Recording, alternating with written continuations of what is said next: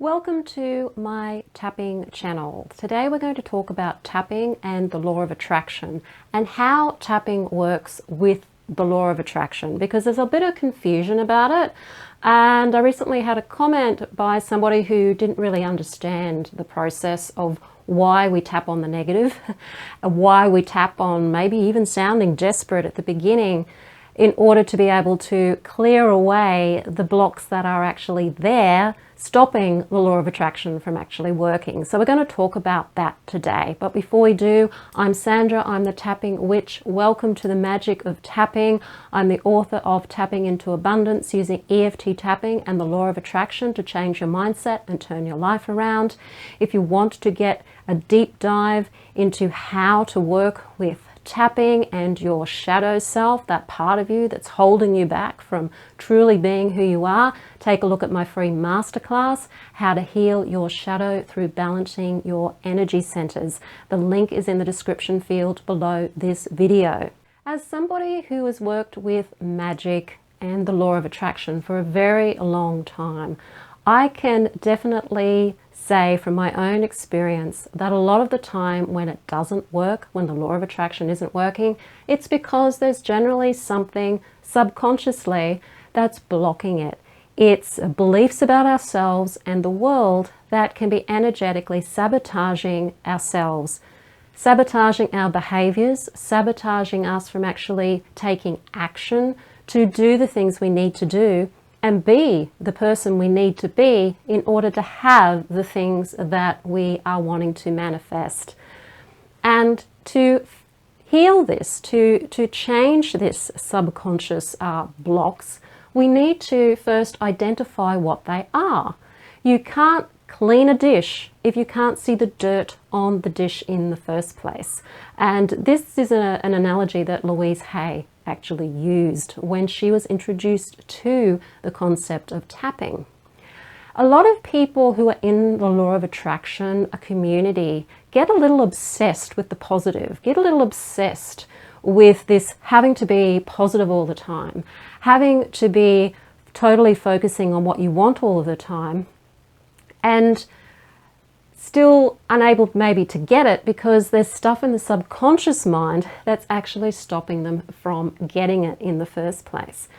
And we can't go through life totally ignoring the subconscious mind. We can't go through life being positive all of the time. It is not being in reality.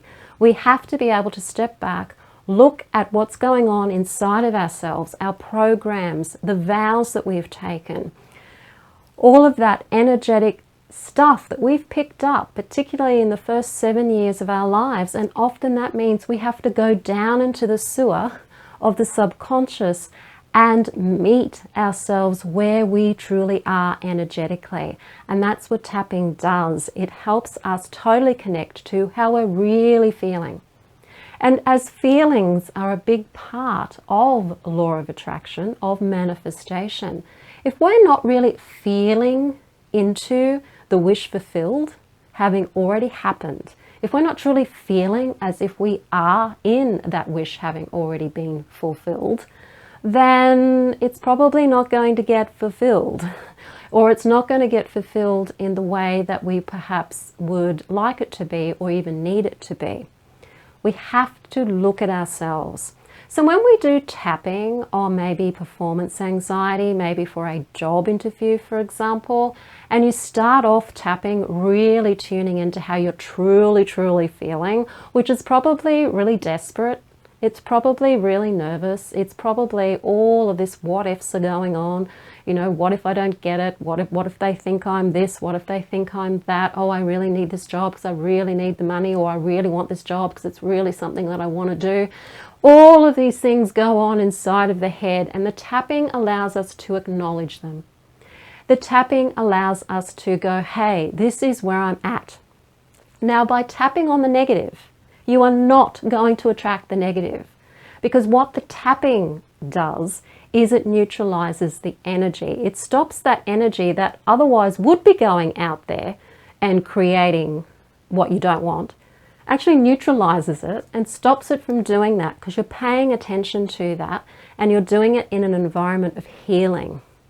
And when you tap enough on these things and you manage to transfer from those negative ways of feeling to a more positive way of thinking, or a more enthusiastic way of thinking, more motivated, or you just get to a neutral state where you think to yourself, well, if I get it, I get it. If I don't, I don't.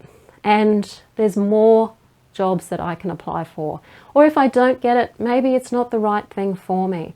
Maybe if I trust the universe, then giving the universe what it is that I want, and then sit back and receive the messages and the next action to take, the inspired action, and allow things to unfold, then maybe I will actually get a job in an area that is actually more suited to who I am, or more suited to my needs. Or the universe could even take me somewhere else in order to get me to the place that I need to get to. But we have to do the negative stuff first, okay? Don't get paranoid about being negative, okay? It really is about healing, and when we can be totally honest with ourselves, neutralize the energy through the tapping, because that's what tapping does. It calms the nervous system, it calms the emotions. You may feel some emotion to begin with, but as you tap, the emotions start to settle down because the amygdala in the brain is starting to settle down. So you're no longer putting that negative energy or that negative intention out into the universe. You're neutralizing it through the tapping process. And your subconscious mind wants you to be honest with it. It wants you to know what it's thinking.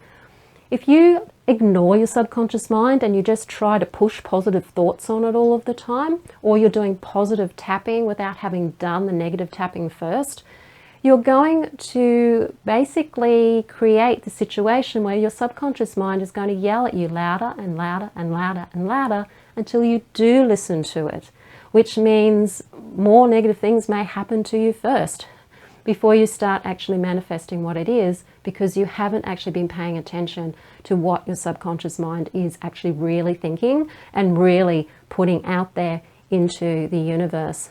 So don't be afraid to do negative tapping. Don't be afraid when you're tapping to totally be honest with what you're feeling. Be desperate if you need to be desperate. Be in that part of the tapping, because if you keep tapping on it, it'll help reduce those feelings, bring them to a neutral energy, and then you can start doing the positive tapping afterwards to help influence your subconscious mind to make the change to a more favorable way of believing and thinking and turning up in the world. But you've got to have the dark with the light. You can't just have light without dark. They're both. So you have to learn how to work with those two polarities, and tapping is a great way to help you work with those two polarities. My book, Tapping into Abundance, the link is in the description field below this video, goes through all of that philosophy. It takes you through the reasons why we do negative tapping and then the positive tapping afterwards. So take a look at that book. If you want to work one-on-one with me, you can certainly do that. I like to speak to people first before we decide what sort of coaching we're going to do. So sign up for a free clarity session to get clear about what your needs are, and if you're a fit for coaching. The link to that is in the description field also below this video. If you like the video, hit the like button, share it with your friends. Don't forget to subscribe. I am Sandra, and I'll see you on the next video.